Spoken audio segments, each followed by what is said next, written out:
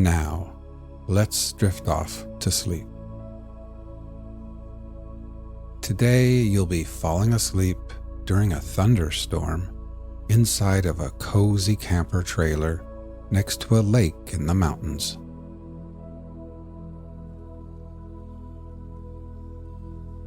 Imagine you are feeling exhausted, hot, and sweaty as you return to your camper.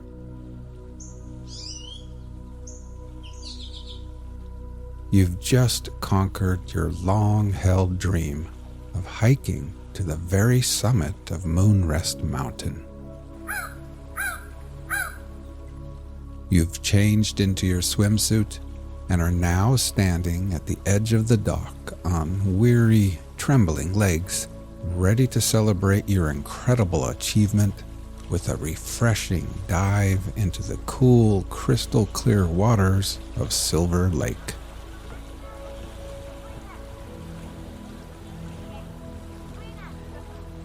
With your arms raised above your head and ready to dive in, you glance at the slow-moving dark clouds on the horizon.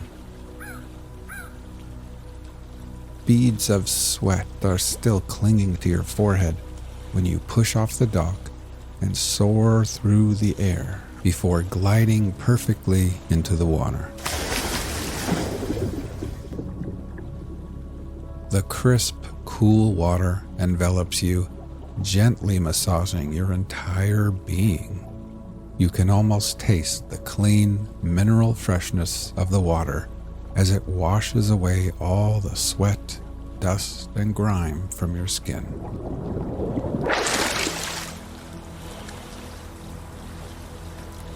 While breathing in deeply, you are met with the glorious sense of renewal. You feel utterly refreshed and rejuvenated.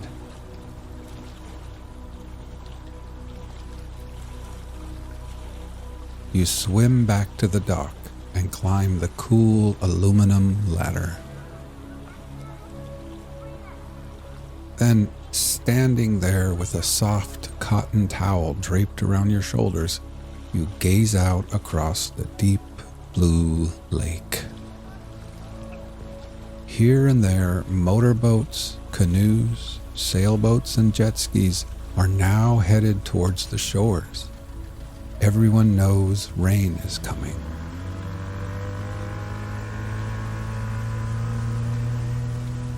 Kids wearing life vests and learning how to water ski are hoisted back into boats, and the small, colorful sails of dinghies flutter in the breeze as their little suntanned captains point them back towards land.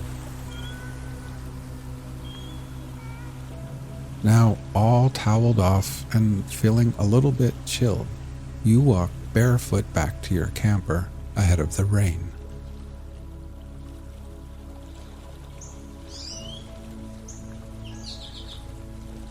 At the little picnic table, you collect your book, coffee mug, and sunglasses.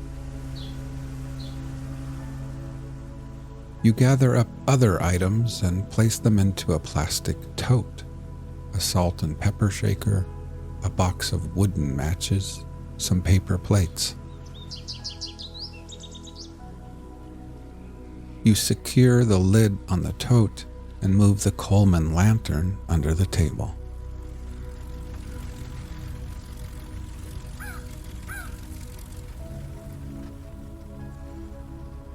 At the fire pit, you fold up your camping chair and tuck it below the protective cover of a tall ponderosa pine. Then you return to your camper, open the door, and step inside.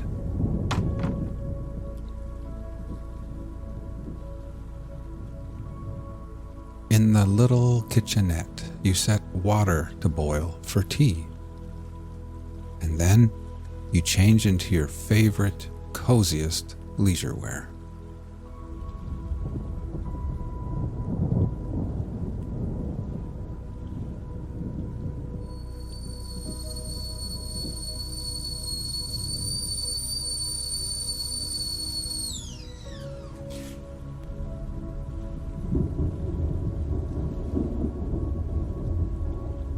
while the hot tea steeps, you settle at the quaint table and gaze out the window, watching as boats reach the shore and families hurry off to their campers and tents and cabins.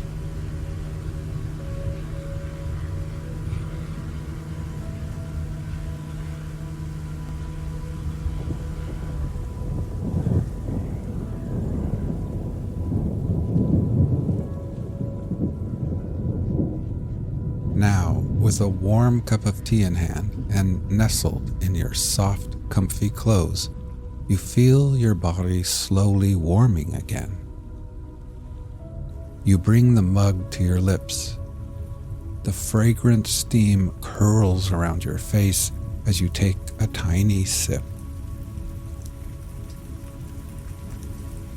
The tea is smooth, rich, and the perfect temperature.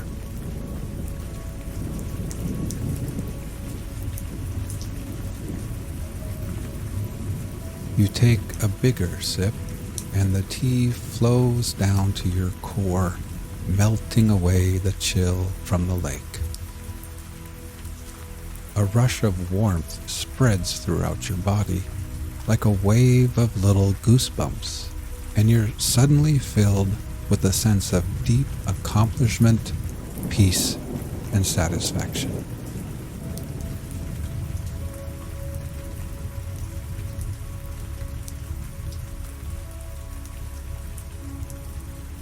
Now, as you sit here at Silver Lake, let's prepare for sleep.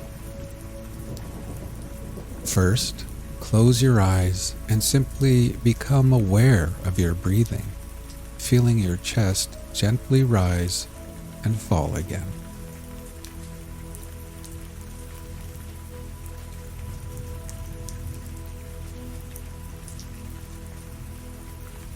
Next, let's take a few deeper breaths. We will slowly fill our lungs with the cool, sweet scent of pine trees and that fresh mountain air. And then, after holding briefly, we will let it all go and exhale. Ready? Breathe in deeply, hold for 3, 2, 1, and then exhale.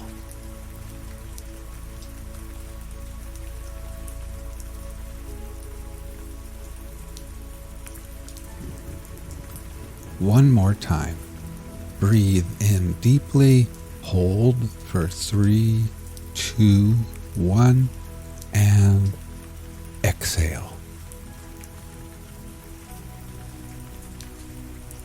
And try thinking to yourself, as I am here at Silver Lake, I can feel gravity pulling me back towards Earth.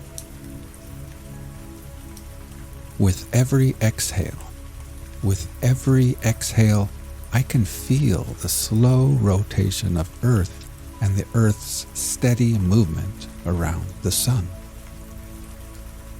I can feel my tired feet, my ankles, my fatigued calves, my knees, and my legs becoming heavier and heavier and more relaxed.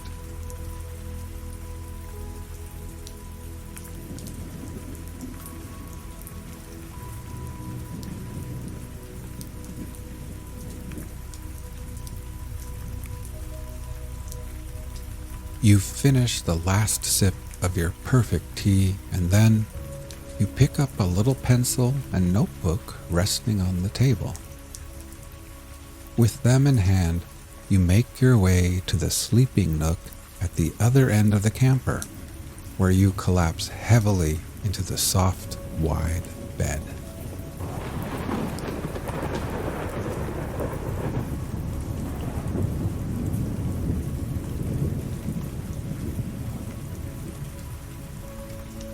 After the long, steep hike up Moonrest Mountain, the bed feels like a soft cloud beneath your tired body.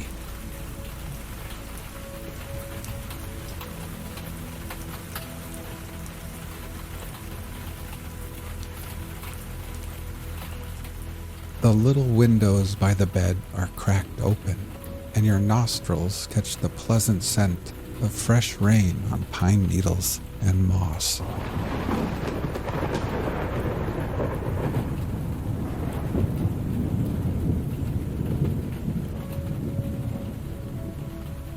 You look at your notepad and observe your to-do list. Each completed task is neatly crossed out with pencil.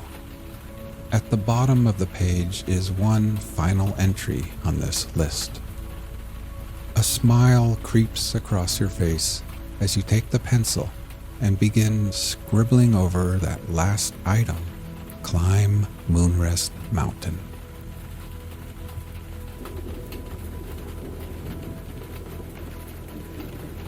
You set the notepad aside, thinking how perfect everything feels at this moment. You've completed everything you set out to do here. Tomorrow holds no obligations, and for now, everything is done, finished, and complete. You have earned this wonderful moment of absolute peace.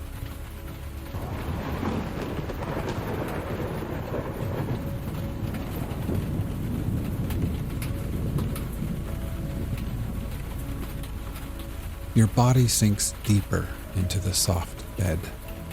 Every muscle relaxes from the tips of your fingers to the soles of your tired feet as you surrender to the peace and calm and take in the rich mountain air.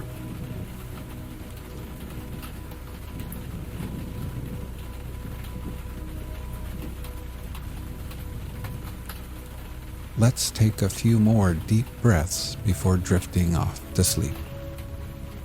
Ready? Breathe in deeply, hold for 3, 2, 1, and then exhale.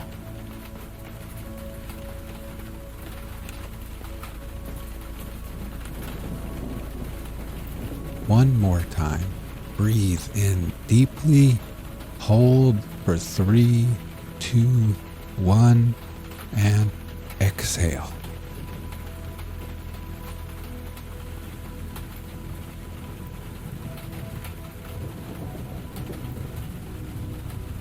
Try thinking to yourself, as I lay here at Silver Lake, I can feel gravity pulling me back towards Earth.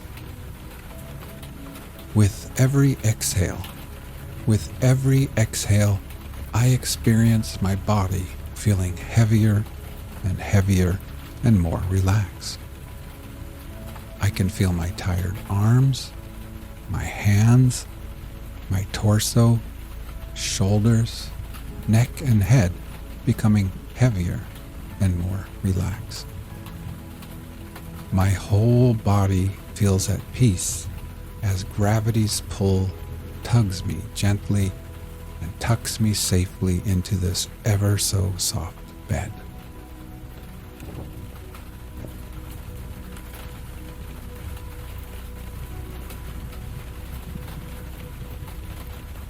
Now, feeling oh so satisfied, safe, accomplished, rejuvenated, sleepy, and happy, you reach over to a little transistor radio, tune it to your favorite station, then lay back and close your eyes.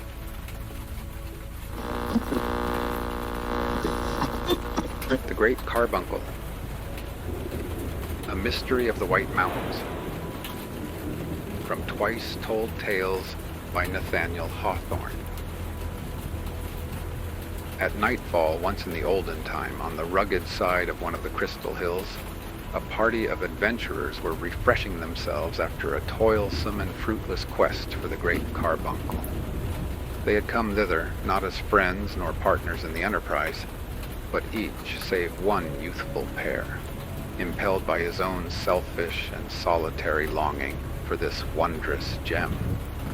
Their feeling of brotherhood, however, was strong enough to induce them to contribute a mutual aid in building a rude hut of branches and kindling a great fire of shattered pines that had drifted down the headlong current of the Amonosuk, on the lower bank of which they were to pass the night.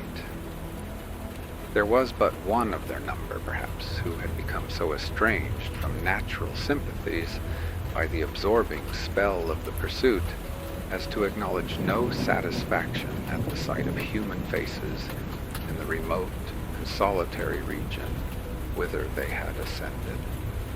A vast extent of wilderness lay between them and the nearest settlement, while scant a mile above their heads was that bleak verge where the hills throw off their shaggy mantle of forest trees and either robe themselves in clouds or tower naked to the sky. The roar of the Ammonoosuc would have been too awful for endurance, if only a solitary man had listened while the mountain stream talked with the wind.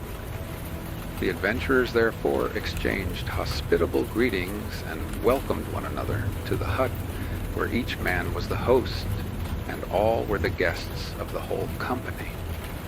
They spread their individual supplies of food on the flat surface of a rock and partook of a general repast, at the close of which a sentiment of good fellowship was perceptible among the party, though repressed by the idea that the renewed search for the Great Carbuncle must make them strangers again in the morning. 7 men and 1 young woman. They warmed themselves together at the fire, which extended its bright wall along the whole front of their wigwam. As they observed the various and contrasted figures that made up the assemblage, each man looking like a caricature of himself in the unsteady light that flickered over him, they came mutually to the conclusion that an odder society had never met in city or wilderness, on mountain or plain. The eldest of the group, a tall, lean, weather-beaten man some 60 years of age, was clad in the skins of wild animals whose fashion of dress he did well to imitate, since the deer, the wolf, and the bear had long been his most intimate companions. He was one of those ill-fated mortals, such as the Indians told of, whom in their early youth the Great Carbuncle smote with a peculiar madness, and became the passionate dream of their existence. All who visited that region knew him as the Seeker, and by no other name.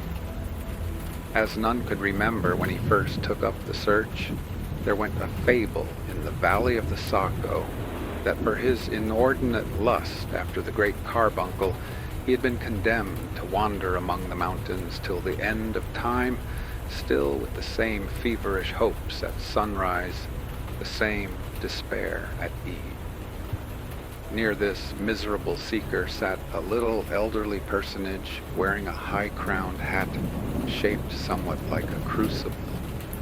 He was from beyond the sea, a Dr. Cacaphodel, who had wilted and dried himself into a mummy by continually stooping over charcoal furnaces and inhaling unwholesome fumes during his researches in chemistry and alchemy.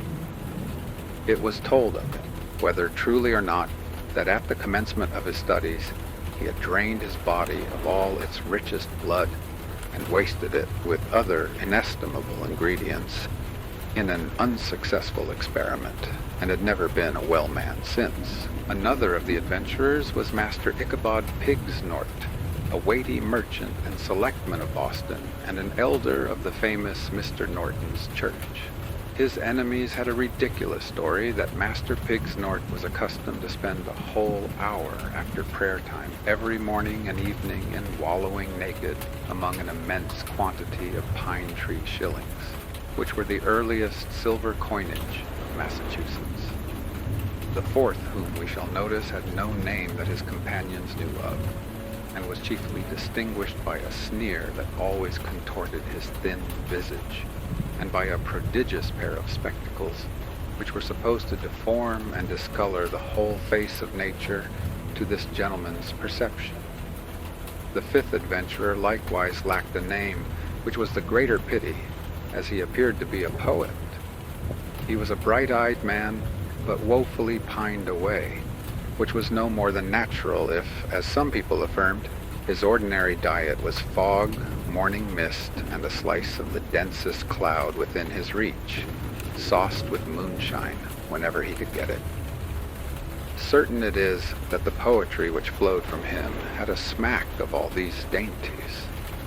The sixth of the party was a young man of haughty mien, and sat somewhat apart from the rest, wearing his plumed hat loftily among his elders, while the fire glittered on the rich embroidery of his dress and gleamed intensely on the jeweled pommel of his sword. This was the Lord de Vere, who when at home was said to spend much of his time in the burial vault of his dead progenitors, rummaging their moldy coffins in search of all the earthly pride and vain glory that was hidden among bones and dust. So that besides his own share, he had the collected haughtiness of his whole line of ancestry. Lastly, there was a handsome youth in rustic garb, and by his side a blooming little person in whom a delicate shade of maiden reserve was just melting into the rich glow of a young wife's affection. Her name was Hannah, and her husband's Matthew. Two homely names, yet well enough adapted to the simple pair, who seemed strangely out of place among the whimsical fraternity whose wits had been set agog by the Great Carbuncle. Beneath the shelter of one hut, in the bright blaze of the same fire, sat this varied group of adventurers, all so intent upon a single object that of whatever else they began to speak, their closing words were sure to be illuminated with the Great Carbuncle. Several related the circumstances that brought them thither. One had listened to a traveler's tale of this marvelous stone in his own distant country, and had immediately been seized with such a thirst for beholding it as could only be quenched in its intensest luster. Another, so long ago as when the famous Captain Smith visited these coasts, had seen it blazing far at sea, and had felt no rest in all the intervening years till now that he took up the search. A third, being encamped on a hunting expedition full 40 miles south of the White Mountains, awoke at midnight and beheld the Great Carbuncle gleaming like a meteor, so that the shadows of the trees fell backward from it. They spoke of the innumerable attempts which had been made to reach the spot, and of the singular fatality which had hitherto withheld success from all adventurers, though it might seem so easy to follow to its source a light that overpowered the moon and almost matched the sun. It was observable that each smiled scornfully at the madness of every other in anticipating better fortune than the past, yet nourished a scarcely hidden conviction that he would himself be the favored one. As if to allay their too sanguine hopes, they recurred to the Indian traditions that a spirit kept watch about the gem, and bewildered those who sought it either by removing it from peak to peak of the higher hills, or by calling up a mist from the enchanted lake over which it hung.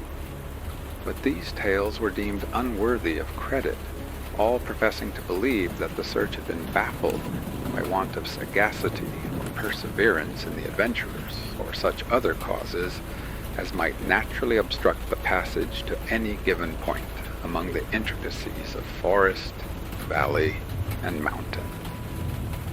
In a pause of the conversation, the wearer of the prodigious spectacles looked around upon the party, making each individual in turn the object of the sneer which invariably dwelt upon his countenance. "So, fellow pilgrims," said he, "here we are, 7 wise men, and one fair damsel, who doubtless is as wise as any graybeard of the company. Here we are, I say, all bound on the same goodly enterprise. Methinks now, it were not amiss that each of us declare what he proposes to do with the Great Carbuncle, provided he have the good hap to clutch it. What says our friend in the bearskin?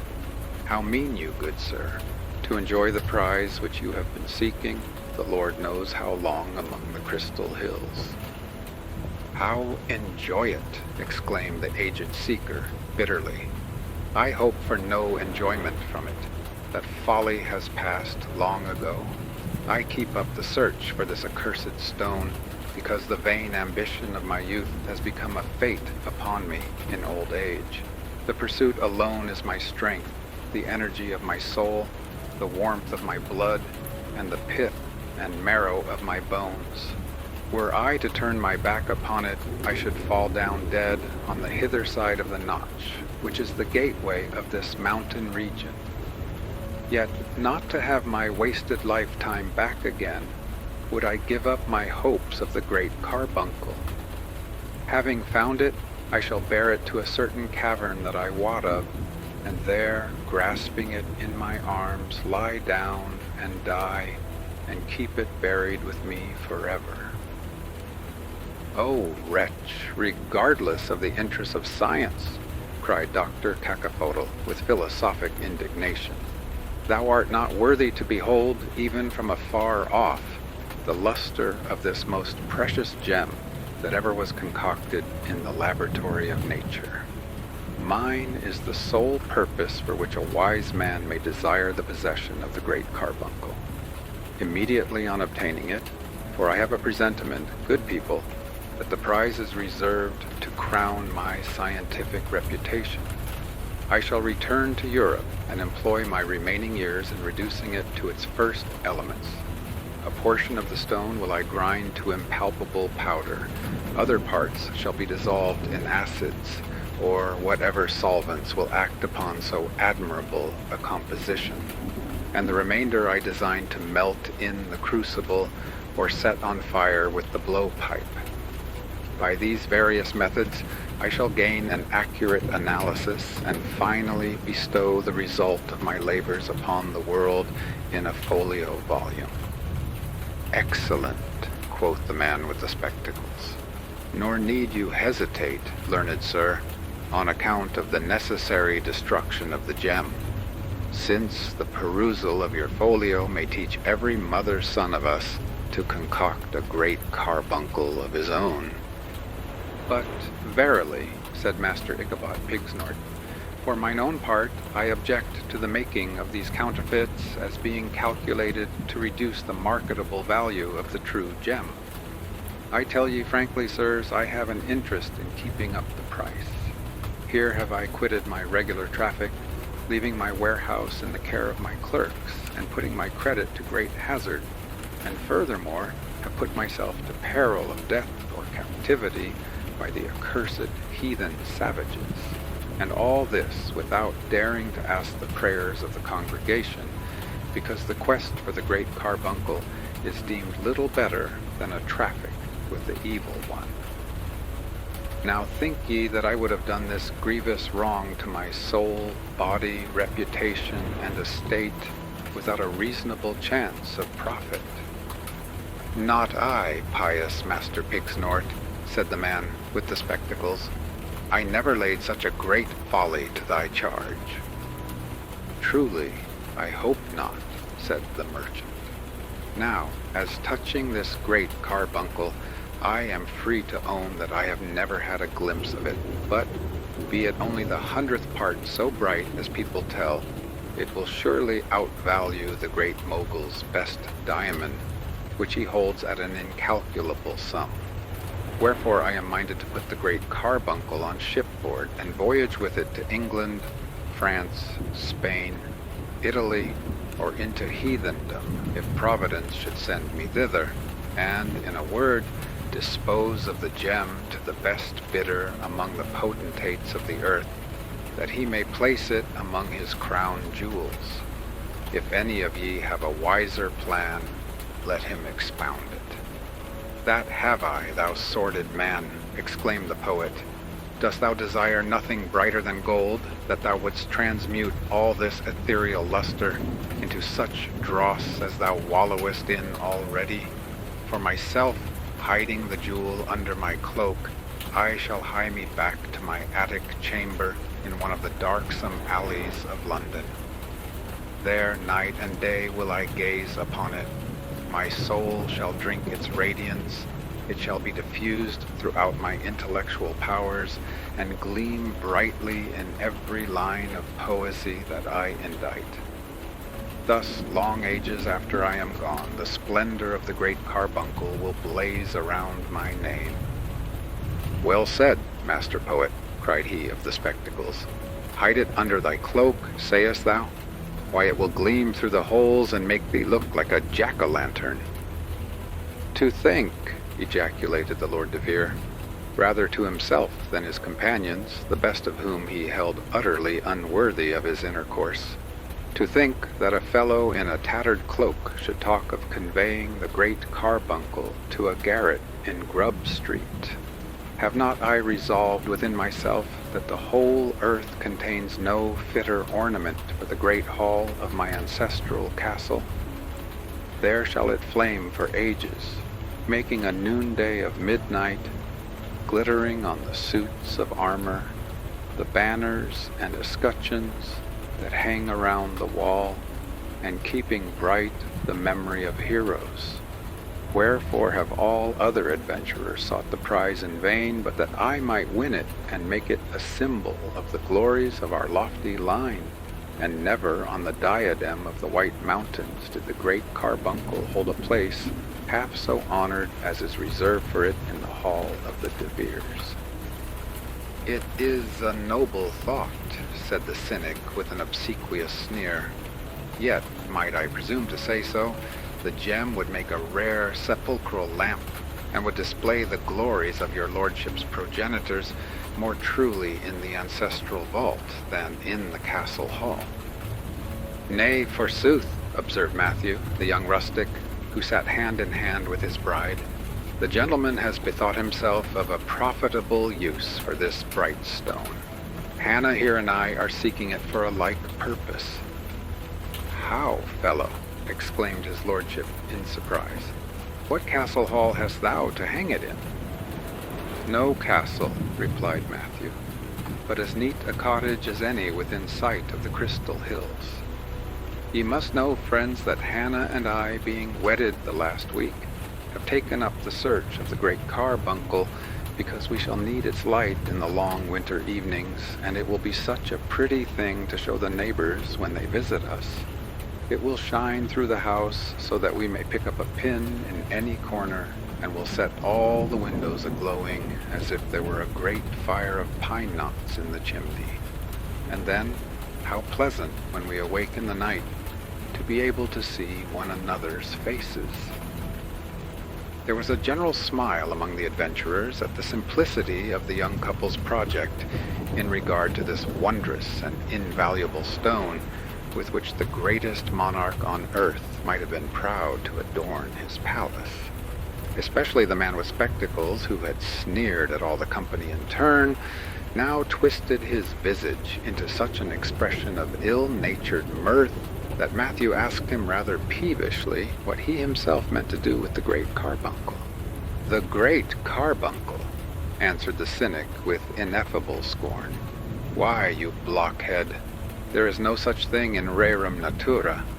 I have come 3,000 miles and am resolved to set my foot on every peak of these mountains and poke my head into every chasm for the sole purpose of demonstrating to the satisfaction of any man one whit less an ass than thyself that the Great Carbuncle is all a humbug." Vain and foolish were the motives that had brought most of the adventurers to the Crystal Hills, but none so vain, so foolish, and so impious, too, as that of the scoffer with the prodigious spectacles.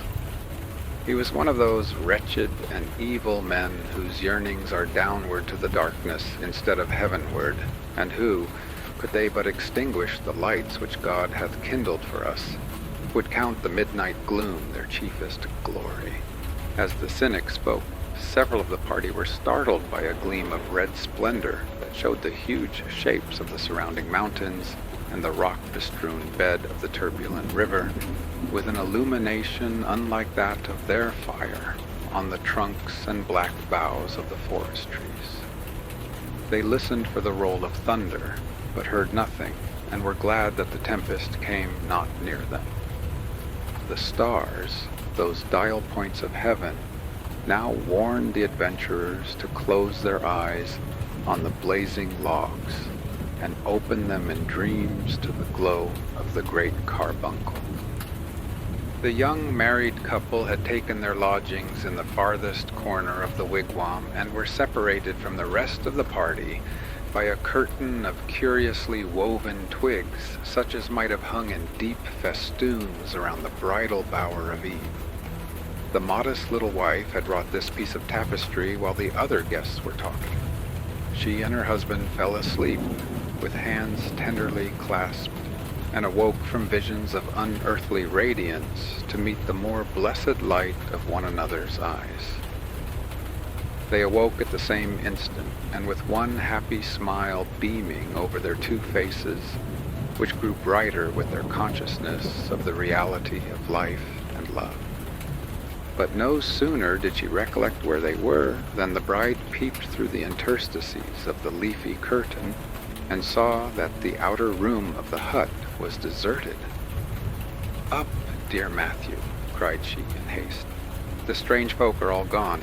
Up this very minute, or we shall lose the Great Carbuncle."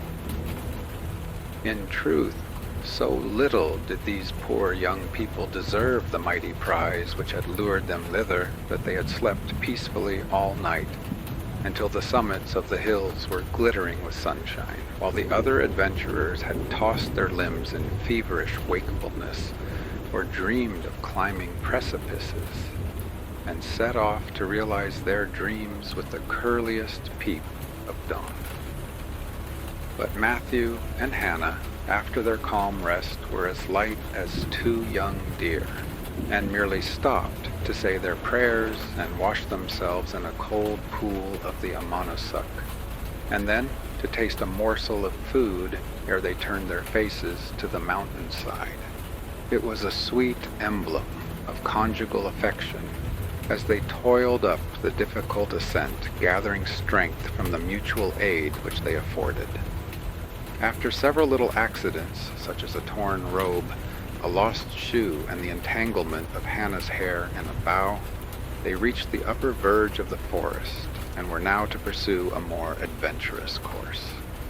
The innumerable trunks and heavy foliage of the trees had hitherto shut in their thoughts, which now shrank affrighted from the region of wind and cloud and naked rocks and desolate sunshine that rose immeasurably above them.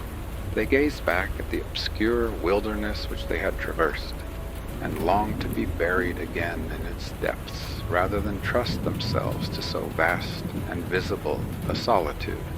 "Shall we go on?" said Matthew, throwing his arm round Hannah's waist, both to protect her and to comfort his heart by drawing her close to it.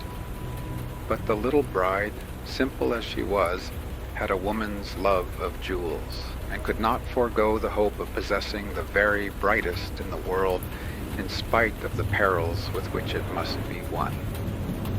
"Let us climb a little higher," whispered she, yet tremulously, as she turned her face upward to the lonely sky. "Come then," said Matthew, mustering his manly courage and drawing her along with him, for she became timid again the moment that he grew bold.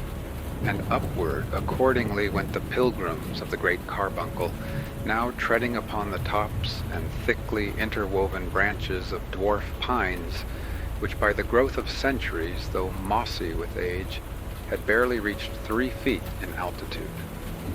Next they came to masses and fragments of naked rock, heaped confusedly together like a cairn reared by giants in memory of a giant chief.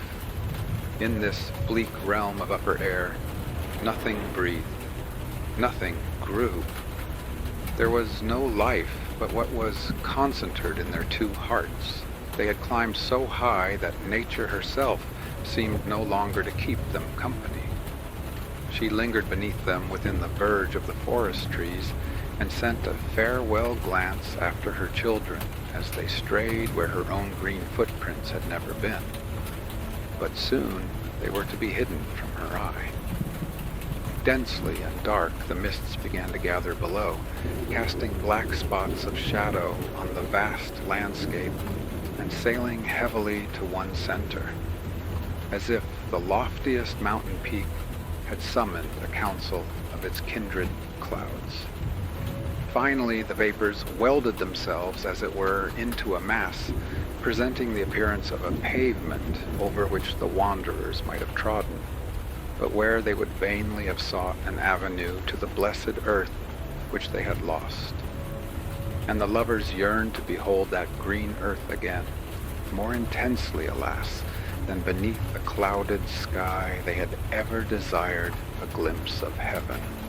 They even felt it a relief to their desolation when the mists, creeping gradually up the mountain, concealed its lonely peak, and thus annihilated, at least for them, the whole region of visible space. But they drew closer together with a fond and melancholy gaze, dreading lest the universal cloud should snatch them from each other's sight. Still, perhaps they would have been resolute to climb as far and as high between earth and heaven as they could find foothold if Hannah's strength had not begun to fail, and with that, her courage also. Her breath grew short. She refused to burden her husband with her weight, but often tottered against his side, and recovered herself each time by a feebler effort. At last she sank down on one of the rocky steps of the acclivity. "We are lost, dear Matthew," said she mournfully. "We shall never find our way to the earth again, and oh, how happy we might have been in our cottage." "Dear heart, we will yet be happy there," answered Matthew. "Look, in this direction the sunshine penetrates the dismal mist. By its aid I can direct our course to the passage of the Notch. Let us go back, love, and dream no more of the Great Carbuncle."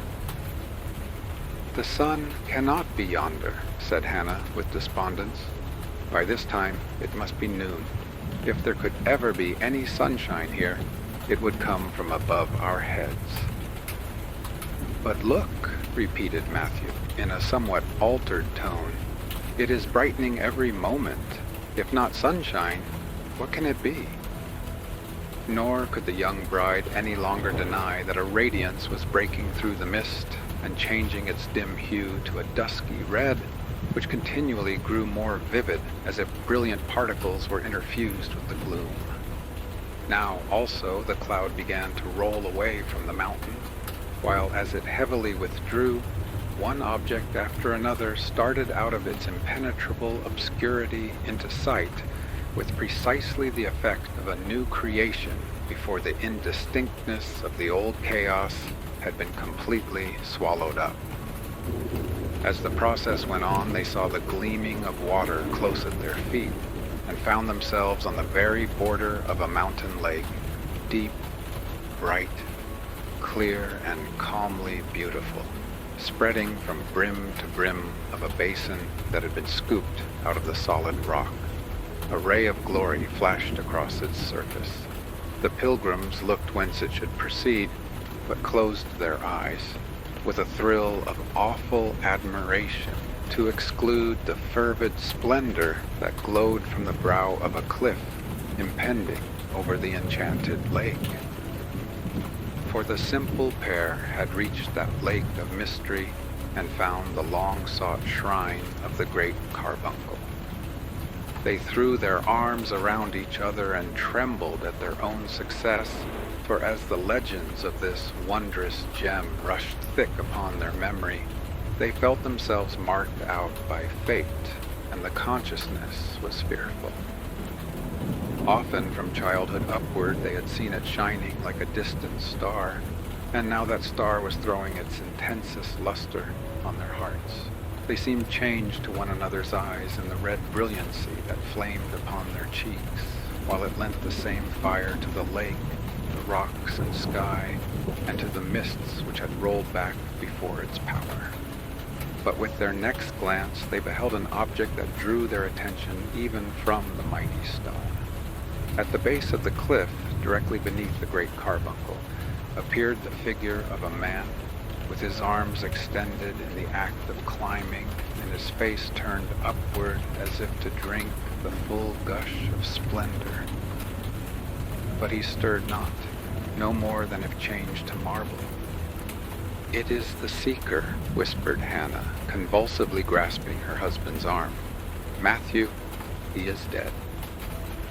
"The joy of success has killed him," replied Matthew, trembling violently, "or perhaps the very light of the Great Carbuncle was death."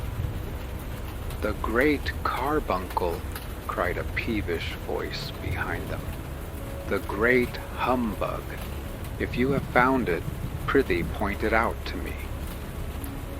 They turned their heads, and there was the cynic with his prodigious spectacles set carefully on his nose, staring now at the lake, now at the rocks, now at the distant masses of vapor, now right at the Great Carbuncle itself, yet seemingly as unconscious of its light as if all the scattered clouds were condensed about his person, though its radiance actually threw the shadow of the unbeliever at his own feet as he turned his back upon the glorious jewel. He would not be convinced that there was the least glimmer there. "Where is your great humbug?" he repeated. "I challenge you to make me see it." "There," said Matthew, incensed at such perverse blindness, and turning the cynic round toward the illuminated cliff. "Take off those abominable spectacles, and you cannot help seeing it." Now, these colored spectacles probably darkened the cynic's sight in at least as great a degree as the smoked glasses through which people gaze at an eclipse. With resolute bravado, however, he snatched them from his nose and fixed a bold stare full upon the ruddy blaze of the Great Carbuncle. But scarcely had he encountered it when, with a deep, shuddering groan, he dropped his head and pressed both hands across his miserable eyes. Thenceforth there was in very truth no light of the Great Carbuncle, nor any other light on earth, nor light of heaven itself, for the poor cynic, so long accustomed to view all objects through a medium that deprived them of every glimpse of brightness. A single flash of so glorious a phenomenon striking upon his naked vision had blinded him forever. "Matthew," said Hannah, clinging to him, "let us go hence." Matthew saw that she was faint, and, kneeling down, supported her in his arms while he threw some of the thrillingly cold water of the enchanted lake upon her face and bosom. It revived her, but could not renovate her courage. "Yes, dearest," cried Matthew, pressing her tremulous form to his breast. "We will go hence and return to our humble cottage. The blessed sunshine and the quiet moonlight shall come through our window. We will kindle the cheerful glow of our hearth at eventide, and be happy in its light. But never again will we desire more light than all the world may share with us." "No," said his bride, "for how could we live by day or sleep by night in this awful blaze of the Great Carbuncle?" Out of the hollow of their hands they drank each a draught from the lake, which presented them its waters uncontaminated by an earthly lip. Then, lending their guidance to the blinded cynic, who uttered not a word, and even stifled his groans in his own most wretched heart, they began to descend the mountain. Yet as they left the shore, till then untrodden, of the Spirit's Lake, they threw a farewell glance toward the cliff, and beheld the vapors gathering in dense volumes, through which the gem burned duskily. As touching the other pilgrims of the Great Carbuncle, the legend goes on to tell that the worshipful Master Ichabod Pigsnort soon gave up the quest as a desperate speculation, and wisely resolved to betake himself again to his warehouse near the town dock in Boston. But as he passed through the notch of the mountains, a war party of Indians captured our unlucky merchant and carried him to Montreal, there holding him in bondage till, by the payment of a heavy ransom, and he had woefully subtracted from his hoard of pine tree shillings. By his long absence, moreover, his affairs had become so disordered that for the rest of his life, instead of wallowing in silver, he had seldom a sixpence worth of copper. Dr. Cacaphodel, the alchemist, returned to his laboratory with a prodigious fragment of granite, which he ground to powder, dissolved in acids, melted in the crucible, and burnt with the blowpipe, and published the result of his experiments in one of the heaviest folios of the day. And for all these purposes, the gem itself could not have answered better than the granite. The poet, by a somewhat similar mistake, made prize of a great piece of ice which he found in a sunless chasm of the mountains, and swore that it corresponded in all points with his idea of the Great Carbuncle. The critics say that if his poetry lacked the splendor of the gem, it retained all the coldness of the ice. The Lord de Vere went back to his ancestral hall, where he contented himself with a wax-lighted chandelier, and filled in due course of time another coffin in the ancestral vault. As the funeral torches gleamed within that dark receptacle, there was no need of the Great Carbuncle to show the vanity of earthly pomp. The cynic, having cast aside his spectacles, wandered about the world a miserable object, and was punished with an agonizing desire of light for the willful blindness of his former life. The whole night long he would lift his splendor-blasted orbs to the moon and stars. He turned his face eastward at sunrise as duly as a Persian idolater. He made a pilgrimage to Rome to witness the magnificent illumination of St. Peter's Church, and finally perished in the great fire of London, into the midst of which he had thrust himself with the desperate idea of catching one feeble ray from the blaze that was kindling earth and heaven. Matthew and his bride spent many peaceful years and were fond of telling the legend of the Great Carbuncle. The tale, however, toward the close of their lengthened lives, did not meet with the full credence that had been accorded to it by those who remembered the ancient luster of the gem.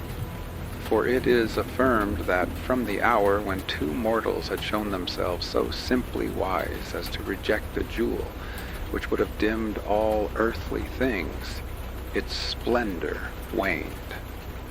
When our pilgrims reached the cliff, they found only an opaque stone with particles of mica glittering on its surface. There is also a tradition that as the youthful pair departed, the gem was loosened from the forehead of the cliff and fell into the enchanted lake, and that at noontide the seeker's form may still be seen to bend over its quenchless gleam. Some few believe that this inestimable stone is blazing as of old, and say that they have caught its radiance, like a flash of summer lightning far down the valley of the Saco. And be it owned that many a mile from the Crystal Hills I saw a wondrous light around their summits, and was lured by the faith of poesy to be the latest pilgrim of the Great Carbuncle.